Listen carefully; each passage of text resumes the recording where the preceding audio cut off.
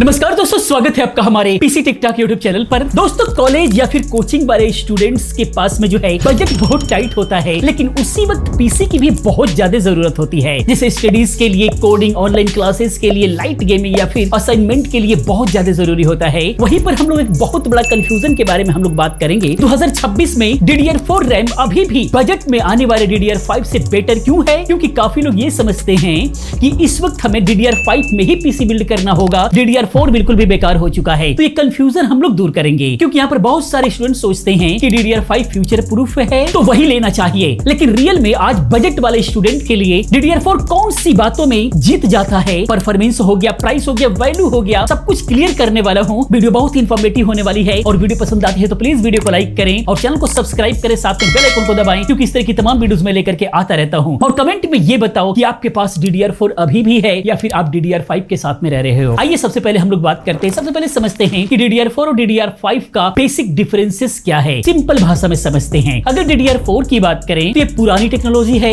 2014 से चलती हुई आ रही है, लेकिन बहुत मैच्योर है और सस्ती भी जो है पड़ती है।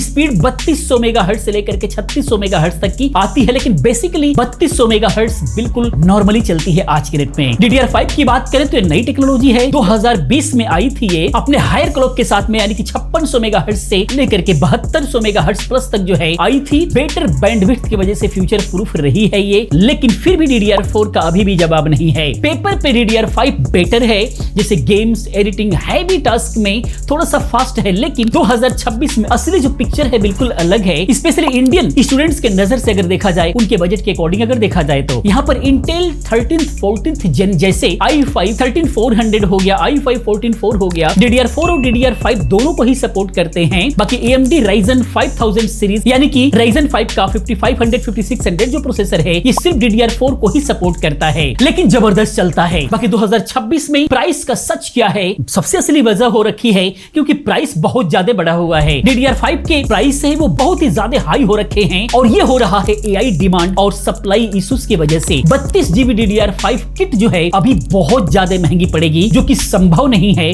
किसी स्टूडेंट्स के लिए या कोई भी बजट बिल्ड्स वाले के लिए संभव नहीं है। DDR4 अभी भी सस्ता है, इसीलिए बजट बिल्ड में बहुत ही बेटर वैल्यू देता है अगर इसके स्पीड और वर्क के अकॉर्डिंग देखा जाए तो। अब हम इंडियन मार्केट एग्जांपल्स को समझते हैं प्रॉपर तरीके से, जिसका प्राइस अप्रोक्स 2026 के अकॉर्डिंग हम लोग बात करें तो 32 GB, जिसके अंदर 16 GB की दो स्टिक लगाते हैं और DDR4 3200 मेगाहर्ट्ज या फिर 3600 मेगाहर्ट्ज वाली किट लेते हैं तो बहुत ही रिजनेबल प्राइस में ये मिल जाएगा। अभी भी बहुत महंगाई है, लेकिन फिर भी ठीक ही प्राइस में मिलेगा। बाकी 32 GB DDR5 किट की बात करें तो ये बहुत ज्यादा महंगा होगा, कई बार ये डबल, ट्रिपल, कई 5 गुना तक प्राइस हाई हो जा रहा है। एक कंप्लीट DDR4 बिल्ड जो है, CPU plus motherboard plus 32 GB RAM 5 से 10 हजार रुपए सस्ता पड़ सकता है DDR5 बिल्ड से, अभी अगर इस समय देखा जाए तो ये बहुत बड़ा अंतर हो सकता है। स्टूडेंट के लिए ये सेविंग बहुत मैटर करेगा, क्योंकि उनके बहुत सारे छोटे छोटे खर्चे होते हैं जो सारे के सारे इससे मेंटेन हो सकते हैं। परफॉर्मेंस में उतना ज्यादा फर्क नहीं पड़ेगा जितना एक्स्ट्रा यहाँ पे खर्च करना पड़ रहा है, इसीलिए इन बातों का भी ध्यान रखना होगा। अब हम लोग बात करते हैं परफॉर्मेंस में कितना फर्क पड़ता है प्रैक्टिकली। तो डेली यूज अगर करते हैं, जैसे स्टडीज हो गया, कोडिंग, ब्राउजर टाइप्स वगैरह खोल करके रखते हैं, ऑफिस चलाना है, जूम मीटिंग वगैरह करना है, जूम क्लासेस वगैरह करना है, तो DDR5 और DDR4 के अंदर जो है ऑलमोस्ट सेम ही फील होगा,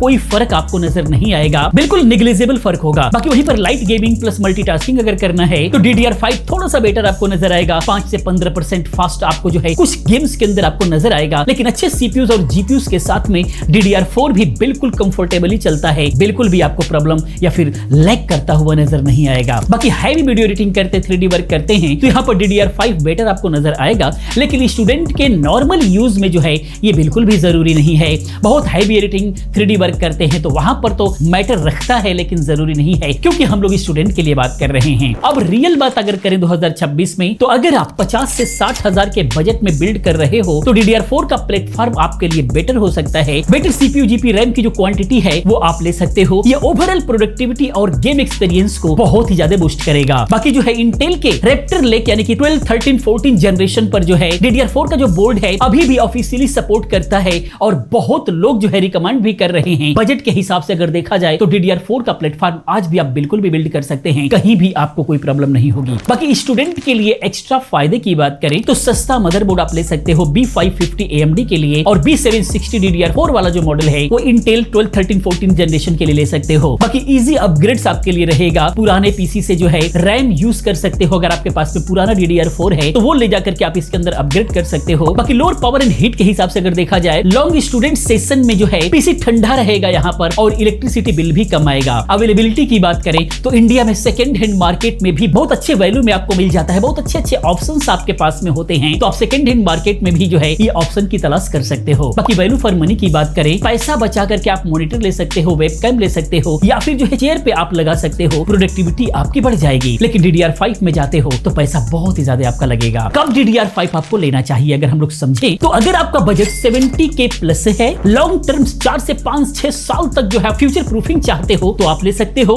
या फिर आप हैवी 3D वर्क करते हो, ऑटोकैड चलाते हो, वीडियो एडिटिंग करते हो तो आपको DDR5 आपके लिए बेटर होने वाला है, आपको जरूर लेना चाहिए। बाकी नॉर्मल स्टूडेंट कोडिंग क्लासेस वगैरह करते हो, ऑनलाइन क्लासेस वगैरह करते हो, लाइट गेमिंग करते हो, इन सब के लिए DDR4 अभी भी किंग है बजट के हिसाब से अगर देखा जाए तो। फाइनल एडवाइस और बिल्ड टिप्स की बात करें तो मेरा सजेशन क्या होगा 2026 के लिए, तो बजट अगर आपका 60,000 के अंदर है तो DDR4 प्लस Ryzen 5 का 5600 GT आप ले लीजिए, या फिर i5 का 13400 वाला बिल्ड आप कर लो, आपके लिए बहुत अच्छा होगा। 30 GB DDR4 रैम जो है टारगेट में रखो, 16 GB से भी आपका काम चल जाएगा, लेकिन बहुत ज्यादा मल्टीटास्किंग अगर आप करते हो तो आपके लिए 32 GB ज्यादा जरूरी होगा। अच्छा SSD 1 TB तक का अगर सही बजट में मिले तो बिल्कुल भी आप ले लो। रिलायबल PSU आप जरूर रखो, 80 प्लस ब्राउन्स के हिसाब से बहुत अच्छा रिस्पॉन्स करेगा और आपका पीसी बिल्कुल स्टेबल चलेगा। आप क्या सोचते हो कमेंट में बताओ, और DDR4 लेंगे या फिर DDR5 लोगे, आप क्या लोगे प्लीज अपना बजट बताओ, मैं उसके हिसाब से आपको सजेस्ट करने की कोशिश करूंगा। तो दोस्तों ये था 2026 में इंडियन स्टूडेंट के लिए DDR4 का असली वैल्यू वाली बात। उम्मीद है आपका कंफ्यूजन दूर हो गया होगा।